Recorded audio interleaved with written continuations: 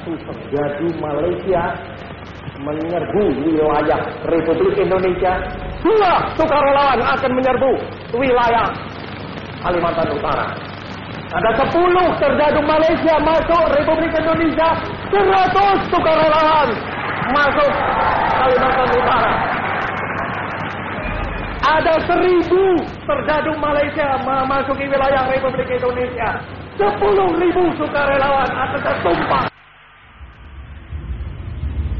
2 minggu kemudian, Soekarno secara resmi membentuk Komando Siaga atau KOGA dengan Laksamana Omar Dhani sebagai panglima. KOGA menyusun taktik dan strategi militer di perbatasan. Persiapan penggunaan pasukan pun dilakukan. Pesawat-pesawat tempur dan logistik digerakkan. Pasukan-pasukan gabungan dari semua unsur kekuatan diterjunkan ke perbatasan Kalimantan Utara dan Sumatera. Keputusan politik konfrontasi yang diambil Soekarno memang mendapat dukungan luas. Bagi kalangan angkatan perang, terutama angkatan darat, konfrontasi ini sungguh tidak menguntungkan pihak RI.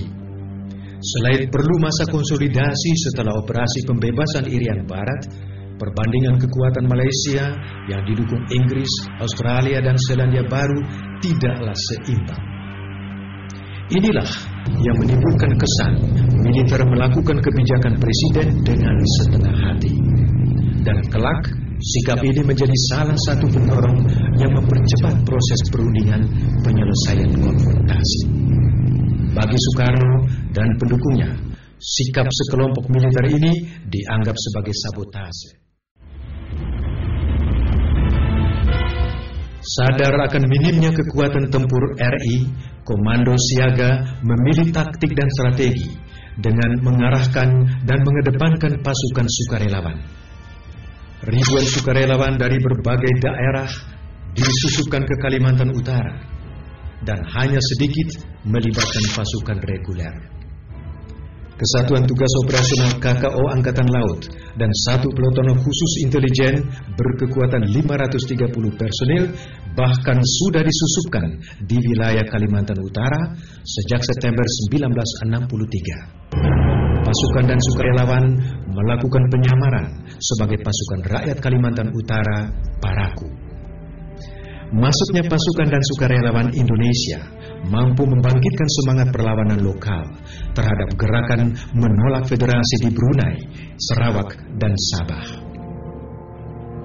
Kita telah menyiapkan pasukan-pasukan tempur baik yang di daerah Medan maupun yang di Kalimantan Barat.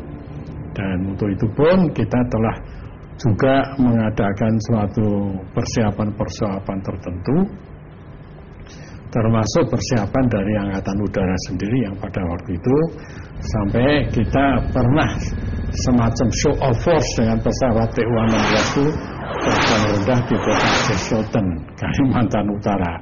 Nah, ini juga cukup menggegerkan pada waktu itu karena ya hanya kita tunjukkan bahwa dalam sekejap mata kita ini dari Madiun sampai ke Kalimantan Utara itu tidak soal.